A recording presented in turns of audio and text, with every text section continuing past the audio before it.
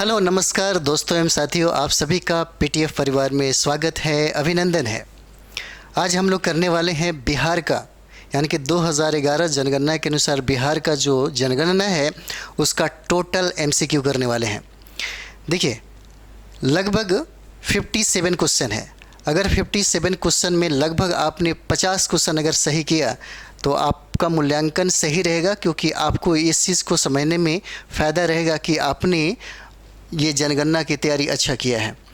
अगर 57 में प्रश्नों से अगर 50 सवाल यानी कि 50 सवाल का जवाब सही आप बताते हैं तो आपकी तैयारी सही मानी जाएगी, ठीक है। लेकिन बात यह है कि बिहार के जनगणना से प्रश्न गलत नहीं होना चाहिए, क्योंकि देखा जाता है कि 2-3 प्रश्न जो है निश्चित तौर पे बिहार के जनगणना से बीपीएससी और बीपीएससी जो भी एग्ज़ाम लेता है उसे पूछा जाता है। ये जो टॉपिक है बहुत इंपॉर्टेंट है, आपके एग्ज़ाम के व्यू से है, और जनगणना जो है यहाँ से प्रश्न पूछा ही जाता है। खास करके बिहार के जनगणना से 2 प्रश्न 3 प्रश्न भी देखने को मिला है, ठीक है। तो आइए हम लोग शुरुआत करते हैं। और एक चीज़ और भी, अगर आपके पास कॉपी कलम अगर बैठ करके बना रहे हैं तो कम से कम 57 में 50 से ऊपर स्कोर करिए, तब आपको लगेगा, क्योंकि देखिए 50 से ऊपर स्कोर करेंगे तभी आपकी तैयारी अच्छी मानी जाएगी, ठीक है। और सबसे बड़ी बात यह है कि ये कॉमन प्रश्न जो होते हैं गलत आपसे नहीं होना चाहिए, क्योंकि यही सब चीज़ें हैं स्कोर बढ़ाने के लिए है, ठीक है। तो चलिए हम लोग शुरुआत करते हैं। कहता है पहला क्वेश्चन है कि जनसंख्या की प्राकृतिक वृद्धि का अंतर क्या है। अगर बात किया जाए यहाँ पे तो देखिए, कहता है कि जनसंख्या की प्राकृतिक वृद्धि का अंतर क्या हो जाएगा, तो ये इसका देखिएगा, इसका आंसर आपको हो जाएगा ए हो जाता है इसका आंसर। जन्म दर और मृत्यु दर के बीच का अंतर है, जन्म दर और मृत्यु दर के बीच के जो अंतर है इसी को बोलता है जनसंख्या की प्राकृतिक वृद्धि का अंतर कहलाता है। जन्म और मृत्यु के बीच के अंतर को ही दर्शाया गया है, ठीक है। तो चलिए इसका आंसर पहला हो जाता है जन्म दर और मृत्यु दर, ठीक है। चलिए फटाफट हम लोग एक बार रिवीजन ही कर लेते हैं। दूसरा प्रश्न देखिए, कहता है जनगणना का महत्व सर्वप्रथम ईसा पूर्व भारत में किसके शासनकाल में समझा गया था, ठीक है। तो किसके शासनकाल में समझा गया था, तो देखिएगा कौटिल्य के बारे में कहा जाता है कि उन्होंने ही चंद्रगुप्त मौर्य के साम्राज्य की बात है, यानी कि जनगणना उन्होंने उस समय करवाई थी, और इसका प्रमाण सबसे पहले आपको मौर्य के शासनकाल में मिलता है। तो देखिए सर्वप्रथम ईसा पूर्व भारत में किसके शासनकाल में समझा गया था। जनगणना का ज़रूरत तो है, जैसे भारत में अगर देखा जाए तो अभी देखिएगा बिहार में बहुत ज़्यादा ये चाहे किसी भी राजनीतिक पार्टी के लिए जातीय जनगणना की बात किया जा रहा है। तो अभी 2011 का जनगणना है उसी पे हम लोग बात कर रहे हैं, क्योंकि 2011 के बाद दूसरा जो जनगणना मतलब जो हुआ है उसको इशू अभी तक मतलब जारी नहीं किया गया है, इसीलिए 2011 का जनगणना से प्रश्न निश्चित तौर पे पूछे ही जाएंगे, ठीक है। तो ये कौन सा आंसर हो जाता है, ये सम्राट चंद्रगुप्त मौर्य की बात हो जाती है, इन्हीं के समय में समझा गया था जनगणना को। चलिए अगला प्रश्न देखते हैं। कहता है अगला प्रश्न की अगर बात की तो औपनिवेशिक अंग्रेजी, इसमें होता है औपनिवेशिक अंग्रेजी सरकार 1881 में, थोड़ा सा ये हो गया, मतलब औपनिवेशिक अंग्रेजी सरकार 1861 में जनगणना कार्य क्यों करवाना चाहती है, ठीक है। तो 3 का क्या हो जाएगा, 3 का ये इसका ऑप्शन हो जाता है, ए हो जाएगा। भारतीय समाज में पहले से विकास विभाजनों को जीवित रखना चाहती थी, ठीक है। क्या भारतीय समाज में पहले ये देखिएगा कि जीवित रखना चाहती थी इसको, ठीक है। अगला सवाल हम लोग देखते हैं। बिहार में पहला जनगणना कार्य कब हुआ था। अगर बात किया जाए तो कहता है कि बिहार में पहला जनगणना कार्य कब हुआ था, तो 4 नंबर सवाल देखिएगा 1872 और 73 में हुआ था। सबसे पहला कार्य जब हुआ था जनगणना का 1872 और 73 में हुआ था। कब हुआ था, तो बिहार में पहला जनगणना कार्य कब हुआ था, तो देखिए 1872-73 में इसका आंसर हो जाता है। कब हो जाता है, 1872-73 में। चलिए अगला हम लोग देखते हैं 5वां। कहता है 5 का देखिए, बिहार में क्रमबद्ध जनगणना की शुरुआत कब की गई थी। क्रमबद्ध अगर जनगणना की बात होती है तो देखिए 5 नंबर सवाल है, और 5 का क्या होता है 1881 में क्रमबद्ध। 1881 के बाद जनगणना जो है हर 10 साल पे होना शुरू हो गया, इसलिए कहा जाता है क्रमबद्ध जनगणना की शुरुआत कब की गई थी, तो इसका आंसर क्या हो जाता है 1881 हो जाता है, ठीक है। चलिए अगला हम लोग देखते हैं। कहता है कि किस वर्ष की जनगणना बिहार की स्वतंत्र अस्तित्व प्रांत के आधार पर की गई थी। क्या कहता है कि किस वर्ष की जनगणना बिहार की स्वतंत्र अस्तित्व प्रांत के आधार पर की गई थी? तो 6 नंबर क्या हो जाएगा? तो 6 नंबर का देखिएगा 1941 के आधार पर किया गया था। कब किया गया था? 1941 के आधार पर किया गया था। ठीक है, अगला हम लोग देखते हैं। अगला क्या है? कहता है कि समाजशास्त्री ने जननांकिकीय संक्रमण सिद्धांत का प्रतिपादन किया था। क्या कह रहा है? ये 7 नंबर सवाल देखिए। कहता है कि किस समाजशास्त्री ने, क्या कह रहा है, किस समाजशास्त्री ने जननांकीय संक्रमण सिद्धांत का प्रतिपादन किया था? इसका आंसर हो जाएगा W.M. थॉमसन ने। W.M. थॉमसन ने जननांकीय संक्रमण सिद्धांत का क्या दिया? ये प्रतिपादन किया। इनका नाम है W.M. थॉमसन। क्या नाम होता है? W.M. थॉमसन। इसका आंसर हो जाता है बी। अगला हम लोग देखते हैं प्रश्न। कहता है कि जनसंख्या वितरण को प्रभावित करने वाले कारक क्या हैं? कहता है कि जनसंख्या वितरण, कौन सा जनसंख्या वितरण को प्रभावित करने वाले क्या है? कारक कौन है? कारक क्या हो जाएगा? तो ये देखिए 8 नंबर क्या होता है इसका? देखिएगा, इसमें कृषि योग्य भूमि हो जाएगा, कृषि युग भूमि हो जाता है, सभ्यता की अवस्था हो जाती है और स्थानों की सुलभता हो जाता है। मतलब इसका आंसर क्या हो जाएगा? डी हो जाएगा। उपर्युक्त में से सभी हो जाता है। ठीक है, अगला हम लोग देखते हैं। कहता है कि जनसंख्या वृद्धि की समस्या क्या है? 9 नंबर सवाल देखिए। कहता है कि जनसंख्या वृद्धि की समस्या क्या है? यहाँ पे समस्या की बात करता है। जनसंख्या वृद्धि की समस्या क्या है? तो देखिएगा, इसमें उपर्युक्त में से सभी हो जाएगा। देखिए, जनसंख्या वृद्धि से समस्या बहुत सारा हो जाता है। ठीक है, तो बेरोजगारी की समस्या हो जाएगा, निम्न जीवन स्तर ये खराब हो जाता है, कृषि संसाधनों की कमी हो जाती है। मतलब उपर्युक्त में से ये सारे के सारे हो जाएंगे। इसका आंसर क्या होता है? डी हो जाता है। नेक्स्ट हम लोग करते हैं यहाँ पे, ये जो है ना, फटाफट एक रिवाइज कर लीजिए और खुद मूल्यांकन करिए कि आपने 50 से सही किया। अगर 50 से सही किया है तो आपकी तैयारी अच्छी मानी जाएगी। अगर आप ये मतलब समझिए कि ऐसे सवालों को अगर आप गलत करते हैं तो कहीं ना कहीं आपको फिर से दोबारा पढ़ने की ज़रूरत है। हमने एक अलग से जनगणना कराया है, बिहार का जनगणना, अगर वो आप उसी एक अच्छा तरीके से अगर देख लेते हैं, पढ़ लेते हैं, तो वहाँ से ही प्रश्न रहेंगे निश्चित तौर पर। वहाँ से प्रश्न बिल्कुल बाहर नहीं पूछे जाते हैं। कम से कम आप 15 साल का जो भी देखेंगे आप, यानी कि 10 साल में जो भी एग्ज़ाम हो रहे हैं, तो जितना भी आपको मतलब जनगणना से सवाल पूछा गया उससे बाहर एक भी प्रश्न नहीं पूछा गया है। इसलिए हमने जनगणना को बहुत ही सोच समझ के एकदम बेहतर तरीके से बना करके आपको दिया है।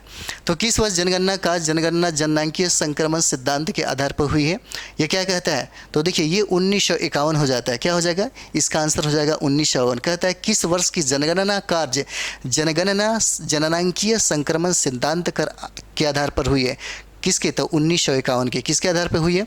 तो देखिए 1951 के आधार पर हुआ है। ठीक है, अगला हम लोग देखते हैं। कहता है कि स्वतंत्रता प्राप्ति के बाद जनगणना कार्य किस अधिनियम के प्रावधानों के अनुरूप किया जाने लगा? 11 नंबर क्या है? तो देखिए, ये प्रावधान पूछा गया है एक बार। अगर उत्तर प्रदेश का अगर देखिएगा एक बार, चाहे आप देखेंगे यहाँ पे सचिवालय सहायक में, या आप देख सकते हैं कि एक बार पूछ दिया था आपको, अगर दरोगा का एग्ज़ाम दे रहे होंगे तो उसमें भी पूछा हुआ था। तो ये देखिए 1948 का जो अधिनियम है, 1948 का इसी के प्रावधानों के अनुरूप ही क्या किया गया? इस जनगणना को मतलब समझिए कि कार्य करना शुरू कर दिया गया। पूछा जा सकता है किस आधार पे? तो ये कौन सा अधिनियम होता है? 1948 अधिनियम होता है। ठीक है, 1948 अधिनियम के आधार पर जनगणना, तो ये याद रहना चाहिए। 12 नंबर सवाल है। कहता है कि नई जनसंख्या नीति की घोषणा कब की गई थी? कहता है कि नई जनसंख्या नीति की घोषणा कब की गई थी? तो ये देखिएगा, ये 15 फरवरी 2000 को हुआ था। कब हुआ था? ये देखिए 15 फरवरी 2000 को हुआ था। ठीक है, इसकी घोषणा हुई थी। नई जनसंख्या नीति की घोषणा हुआ था। नई जनसंख्या नीति की घोषणा हुआ था कब? तो ये देखिए 15 फरवरी भी याद रहना चाहिए। 15 फरवरी 2000 को हुआ था। ठीक है, चलिए अगला हम लोग देखते हैं क्या कहता है। कहता है कि 2000 की जनगणना का क्रम क्या है? 2011 की जनगणना का क्रम क्या है? ये 13 नंबर सवाल है। क्या हो जाएगा? यह जनगणना की बात कर दिया जाए तो देखिएगा ये 15वां जनगणना है। ठीक है, 15वां जनगणना है। लेकिन अगर बात हो जाए कि स्वतंत्रता के बाद कौन सा जनगणना हो जाएगा, तो ये 7वां जनगणना हो जाएगा। ठीक है, तो चलिए हम लोग 2011 की जनगणना का क्रम पूछा है तो ये क्या हो जाएगा? 15वां हो जाएगा। डी आंसर होता है। और स्वतंत्रता के बाद वहीं अगर पूछ दे तो आप 7वां लगाइएगा। ठीक है, यहाँ पे देखते हैं। कहता है कि जनगणना 2011 के अंतिम आंकड़ों के अनुसार बिहार की कुल जनसंख्या कितनी है? तो बिहार की कुल जनसंख्या 2011 के अनुसार क्या हो जाएगा? तो देखिएगा यहाँ पे होता है 10,40,99,452 होता है। ठीक है, कितना? तो अगर ऐसे भी होता है कि 10,40,00,000 हो जाए तो इससे भी आपका काम चल जाता है, अगर ऐसे देता है तो। ठीक है, तो 10,40,99,452 यहाँ पे जनसंख्या है 2011 के अनुसार। अगला सवाल है कि बिहार की जनसंख्या देश की कुल जनसंख्या की कितनी प्रतिशत है? 15 नंबर क्या कहता है? तो देखिएगा, कहता है कि बिहार की जनसंख्या देश की कुल जनसंख्या का कितना प्रतिशत हो जाएगा। ये प्रश्न पूछा जाता है, बहुत ही VBI है। 8.60% हो जाता है, इसे याद रखिएगा, ये VBI है। ये बार बार प्रश्न पूछा जाता है, कितने प्रतिशत पूरे भारत की जनसंख्या का? तो देखिए 8 दशमलव कितना होता है? 8.60% हो जाता है। ठीक है, ये VBI है। चलिए अगला हम लोग देखते हैं, कहता है जनसंख्या के आधार पर बिहार का स्थान कौन सा है? अगर बात कर दिया तो जनसंख्या के आधार पर बिहार का स्थान कौन सा हो जाएगा? तो ये देखिए 16 नंबर कितना हो जाता है? ये देखिए ये तीसरा स्थान हो जाता है। कौन सा हो जाएगा? तीसरा स्थान हो जाता है। अगर पहला की बात कर दे तो यूपी हो जाएगा और महाराष्ट्र हो जाता है, और उसके बाद तीसरा कौन सा हो जाएगा? बिहार हो जाएगा। ठीक है, और यही पूछ रहा था आपको। ठीक, तो जनसंख्या के आधार पर बिहार का स्थान कितना होगा? तीसरा होगा। और ये भी प्रश्न बहुत ही VBI है और ये भी BPSC में बहुत बार पूछा हुआ है। ठीक है, चलिए अगला हम लोग देखते हैं, कहता है कि बिहार की जनसंख्या का दशकीय वृद्धि का प्रतिशत क्या है? दशकीय वृद्धि का प्रतिशत क्या हो जाता है? 17 नंबर देखिए क्या कहता है। तो ये देखिए दशकीय वृद्धि दर, यानी कि 2001 से लेकर के 2011 के बीच में जो जनसंख्या का दशकीय वृद्धि दर कितना हुआ है? तो 25.4%। ये बहुत ही VBI है। ये हो जाता है 25.4%। अगर आप इसे सही किए हैं तो समझिए कि अच्छी तैयारी चल रही है आपकी। ठीक है, जो भी हम आपको VBI बता रहे हैं यहाँ से प्रश्न पूछे ही जाते हैं, इसलिए आप फटाफट एक कॉपी कलम में लेकर के आप इसका मूल्यांकन भी कर सकते हैं। हाँ, अगर आपको लगता है कि कमेंट्स में हमें जवाब देनी चाहिए तो बहुत अच्छा होगा, क्योंकि थोड़ा सा हमें भी पता चलेगा कि आपकी तैयारी कैसी हो रही है और क्या करना चाहिए। ठीक है, तो ये हो जाता है आपका, समझिए कि 25.4% हो जाता है। ठीक है, और ये बहुत VBI है और ये भी प्रश्न पूछा गया है। ठीक है, चलिए अगला हम लोग देखते हैं, कहता है कि जनसंख्या वृद्धि दर में बिहार का स्थान देश में क्या है? जनसंख्या वृद्धि दर में पूछता है देश में कौन सा स्थान है? तो जनसंख्या वृद्धि दर में देश की अगर बात कर दी जाए तो बिहार का स्थान छठा हो जाता है। क्या हो जाता है? इसका आंसर B हो जाएगा, छठा हो जाता है। और यही पूछ रहा होता है कि देश में बिहार का स्थान कौन सा हो जाएगा? तो छठा हो जाएगा। चलिए अगला प्रश्न देखते हैं, कहता है कि जनगणना 2011 के अनुसार बिहार की साक्षरता दर का प्रतिशत क्या है? बिहार की साक्षरता दर का प्रतिशत कितना हो जाएगा? तो देखिए साक्षरता दर की बात कर दिया तो सबसे पिछड़ा हुआ हमारा साक्षरता में है बिहार, लेकिन यहाँ पे देखिएगा 61.8% हो जाता है। इसको याद रखेंगे आप, ये भी पूछा हुआ क्वेश्चन, ये बहुत VBI है। बिहार की साक्षरता दर कितनी 2011 के अनुसार कितना है? तो यहाँ पे देखिए 61.8% है। कितना? 61.8% हो जाएगा। चलिए अगला प्रश्न देखते, कहता है बिहार में पुरुष साक्षरता दर का प्रतिशत क्या है? 20 नंबर सवाल है। क्या कहता है? मतलब बिहार में पुरुष साक्षरता दर का प्रतिशत कितना हो जाएगा? तो ये देखेंगे आप 71.2% हो जाता है। कितना? 71.2% हो जाता है, पुरुष साक्षरता दर है ये। ठीक है, चलिए अगला प्रश्न हम लोग देखते हैं। अगला प्रश्न देखिएगा, कहता है कि बिहार की महिलाओं में साक्षरता दर का प्रतिशत कितना है? महिलाओं में कितना है? तो देखिएगा ये क्या हो जाएगा? तो ये देखिएगा 54.5% होता है। 2011 के जनगणना के अनुसार 54.5% हो जाता है। ठीक है, चलिए अगला हम लोग देखते हैं, कहता है कि साक्षरता दर के संदर्भ में बिहार का स्थान देश में क्या है? क्या कहता है कि साक्षरता दर के संदर्भ में बिहार का स्थान देश में कितना हो जाता है? तो ये देखिए ये 35वां हो जाएगा। ठीक है, ये 35वां हो जाता है। अगला हम लोग सवाल देखते हैं, कहता है कि बिहार की कुल जनसंख्या में अनुसूचित जाति जनसंख्या का प्रतिशत क्या है? अनुसूचित जाति जनसंख्या का प्रतिशत कितना हो जाएगा? तो ये देखिए कितना हो जाता है? 15.9% जनसंख्या निवास करती है। कहाँ पे? शेड्यूल कास्ट की जनसंख्या कितना निवास करती है बिहार में? तो 15.9% निवास करती है। ठीक है, 15.9% निवास करती है। उसके बाद देखिए अनुसूचित जाति की जनसंख्या के संदर्भ में बिहार का स्थान देश में क्या है? बिहार का स्थान देश में क्या हो जाएगा? तो ये देखिए इसका स्थान हो जाता है तीसरा स्थान हो जाएगा। ठीक है, 24 का क्या हो जाता है? 24 का इसका आंसर C हो जाता है। कितना हो जाएगा? तो ये देखिए तीसरा स्थान हो जाता है। ठीक है, उसी तरीके से हम लोग अगला सवाल देखते हैं। बिहार में अनुसूचित जाति की कुल जनसंख्या कितना है? 25 नंबर सवाल है कि बिहार में अनुसूचित जाति की कुल जनसंख्या कितना है? तो देखिएगा 1 करोड़, यहाँ पे ये आंसर होता है 1,65,67,325 हो जाता है। कितना हो जाता है? 1,65,67,325 जनसंख्या है किसका? अनुसूचित जाति का, यानी कि शेड्यूल कास्ट की इतनी सारी जनसंख्या है। ठीक है, अगला हम लोग सवाल देखते हैं, कहता है कि बिहार की कुल जनसंख्या में अनुसूचित जनजाति जनसंख्या का प्रतिशत क्या है? जनसंख्या का प्रतिशत क्या हो जाएगा? तो ये देखिए अगर शेड्यूल ट्राइब की बात कर दी जाए तो 1.3% हो जाता है। कितना? 1.3%। इसका आंसर होता है C, ये VBI है। ठीक है, और ये VBI आंसर हो जाता है। कहता है कि बिहार की कुल जनसंख्या में अनुसूचित जनजाति की संख्या कितना प्रतिशत हो जाता है, तो 1.3% हो जाएगा, 1.3%। ये बहुत ही VBI है। देखिए जैसे कुछ बिहार स्पेशल अगर पढ़ना हो तो कहाँ कहाँ से प्रश्न पूछे जाते हैं ये जानना ज़रूरी है। जैसे जनगणना से निश्चित तौर पे प्रश्न आपको 2-3 कभी कभी ज़्यादा भी प्रश्न पूछे जाते हैं, निश्चित तौर पे पूछे जाते हैं, ठीक है। इसीलिए ये 57 अगर प्रश्न है तो कम से कम 50 से ऊपर जाइए। अगर 50 प्लस करते हैं तो समझिए कि आपकी जनगणना की तैयारी बहुत ही अच्छी है। 15-20 मिनट की तैयारी है। 15-20 मिनट में हमने जो वीडियो कंप्लीट किया है जनगणना के लिए, उसी में से हमारे समझिए कि बार बार प्रश्न पूछे गए हैं। और इसको आप MCQ में देखिए, इसमें आप बनाइए भी कितना बन रहा है आपसे।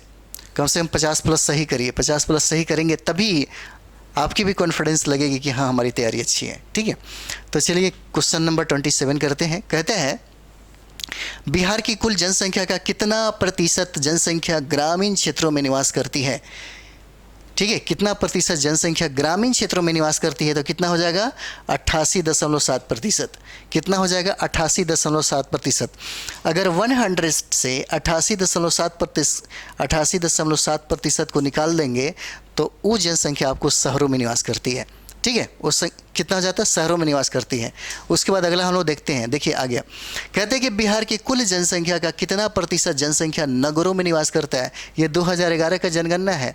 अगर 2020-21 में आप देखेंगे तो उसमें ज़्यादा हो गया है, ठीक है। 4% की बढ़ोतरी हो जाती है, ठीक है। तो 28 नंबर सवाल क्या हो जाता है, तो ये देखिए 11.3% हो जाएगा, ठीक है। कितना हो जाता है 11.3% हो जाता है। और 11.3% जनसंख्या मतलब बिहार में नगरों में निवास करती है, ठीक है। चलिए अगला प्रश्न देखते हैं। बिहार का प्रति वर्ग किलोमीटर घनत्व क्या है। कहता है कि बिहार का प्रति वर्ग किलोमीटर घनत्व कितना हो जाएगा, तो ये 30 नंबर क्या हो जाता है 1106। ये बहुत VBI है, प्रश्न पूछा जाता है बार बार। जनसंख्या घनत्व कितना है 1106, कितना 1106 है वर्ग किलोमीटर में, कितना, तो देखिएगा वर्ग किलोमीटर में है, ठीक है। यह प्रश्न बहुत ही VBI है। उसके बाद देखिए कहता है जनगणना 2011 के अनुसार बिहार में जनघनत्व कितनी वृद्धि हुई है, कितनी वृद्धि हुई है, तो 31 नंबर देखिए कितनी वृद्धि हो जाएगी, तो देखिए 225 की वृद्धि हुई है। जनसंख्या घनत्व की अगर बात कर दी और पूछता है कि 2011 के अनुसार बिहार में जनघनत्व कितना प्रतिशत वृद्धि हुआ है, तो कितना वृद्धि हुआ है, कितना वृद्धि हुआ, तो ये कितना हो जाता है 225 हो जाता है। 2011 के अनुसार कितना 225 हो जाता है, ठीक है। अगला देखिए, अगला क्या कहता है, कहता है कि ग्रामीण जनघनत्व बिहार में क्या है। ग्रामीण जनघनत्व बिहार में कितना हो जाएगा, तो देखिए 11 मतलब 1006 हो जाता है। कितना हो जाएगा, इसका आंसर ये हो जाता है 1006 हो जाता है, ठीक है। ये ग्रामीण जनघनत्व की बात है कि ग्रामीण जनघनत्व इतना है। उसके बाद देखिए कहता है कि नगरीय जनघनत्व बिहार में क्या है। नगरीय जनघनत्व बिहार में कितना हो जाएगा, तो देखिएगा इसमें हो जाता है 5058। कितना हो जाता है 5058 होता है, 5058 होता है, ठीक है। चलिए ये नगरीय जनघनत्व में बिहार का स्थान आता है, इतना ही है। चलिए कहता है कि बिहार में नगरीकरण का प्रतिशत क्या है। कहता है कि बिहार में नगरीकरण का प्रतिशत कितना हो जाएगा, तो ये देखिएगा इसका आंसर क्या होता है। अगर इसका बात कर दिया तो इसका आंसर 11.3% हो जाता है, ठीक है। और देखिएगा 88.7 जो प्रतिशत है ये ग्रामीण है, क्या है, ये ग्रामीण हो जाता है, ठीक है। और ये हो जाता है नगरीकरण। चलिए अगला देखते हैं। ये प्रश्न है बिहार का लिंगानुपात क्या है, अर्थात 1000 पुरुषों में महिलाओं की संख्या कितना है। ये 35 नंबर सवाल है। क्या कहता है, तो देखिएगा अगर बिहार लिंगानुपात की बात कर दी जाए तो यहाँ पे 918 हो जाता है। कितना हो जाता है, इसका डी आंसर होता है 918, ठीक है। 918 हो जाता है। और सर्वाधिक लिंगानुपात की बात की जाए तो गोपालगंज हो जाएगा, गोपालगंज, सिवान, सारण हो जाता है। अगर भारत में बात कर दिया तो सबसे ज़्यादा कहाँ पे होता है, केरला में हो जाता है। सबसे कम कहाँ पे हो जाएगा, हरियाणा में हो जाएगा, ठीक है। चलिए अगला सवाल देखते हैं। कहता है कि बिहार में ग्रामीण लिंगानुपात कितना है। बिहार में ग्रामीण लिंगानुपात कितना हो जाएगा, तो ये देखिएगा इसका आंसर 921 हो जाता है। कितना हो जाता है 921, बी आंसर हो जाएगा, ठीक है। 921 हो जाता है, बी आंसर हो जाता है। और ग्रामीण लिंगानुपात की बात कर रही है। चलिए अगला देखते हैं हम लोग। कहता है कि बिहार में नगरीय लिंगानुपात क्या है, ठीक है। नगरीय लिंगानुपात कितना हो जाता है 895 हो जाएगा। कितना हो जाता है, इसका आंसर हो जाता है 895, ठीक है। नगरीय लिंगानुपात का 800 कितना हो जाता है 95 हो जाता है। बिहार में लिंगानुपात में वृद्धि कितना हुआ, अगर लिंगानुपात में वृद्धि की बात कर दी जाए, वृद्धि मतलब 2001 से लेकर के 2011 के बीच में वृद्धि कितना हुआ था? 1 होता है। कितना हो जाता है? तो अगर बात किया जाती है इसमें 1 ही वृद्धि होता है, 1 की वृद्धि होती है लिंगानुपात में।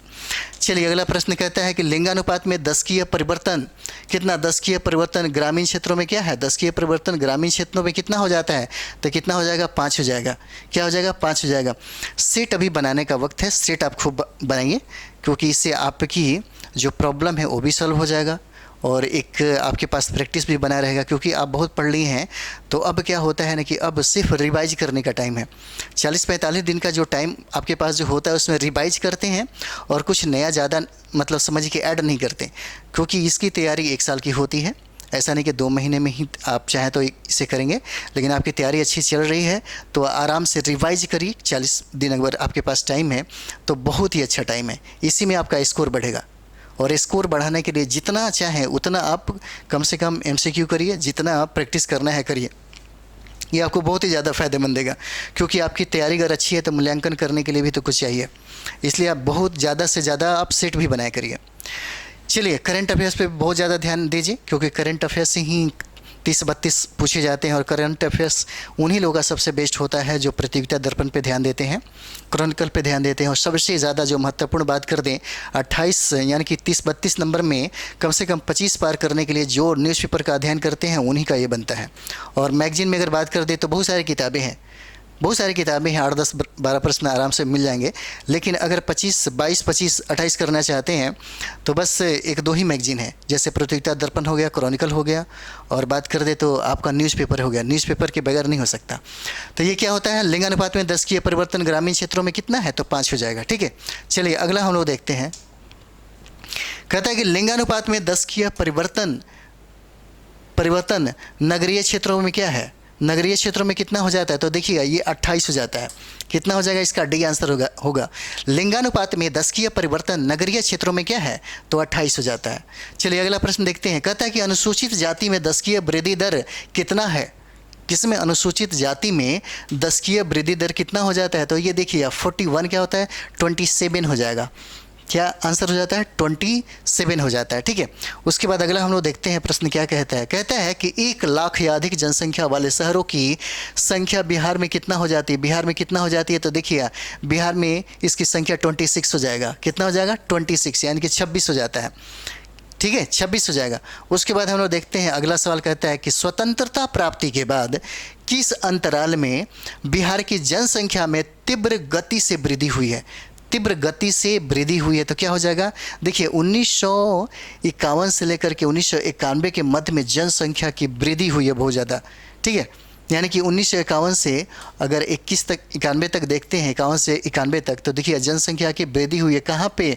तो देखिएगा ये हुआ है बिहार में। ठीक है, तीव्र गति से वृद्धि उस समय हुआ है। अगला सवाल देखते हैं कि बिहार का सर्वाधिक जनसंख्या वाला नगर कौन सा है? अगर बिहार का सर्वाधिक नगर वाला बात करते तो पटना हो जाएगा। कौन हो जाएगा? पटना हो जाता है। उसके बाद अगला हम लोग सवाल देखते हैं। कहता है कि बिहार का कौन सा जिला सर्वाधिक साक्षर है? कौन सा जिला हो जाएगा साक्षर? तो ये हो जाएगा रोहतास हो जाता है। कौन हो जाता है? रोहतास हो जाता है। ठीक है, चलिए अगला हम लोग देखते हैं।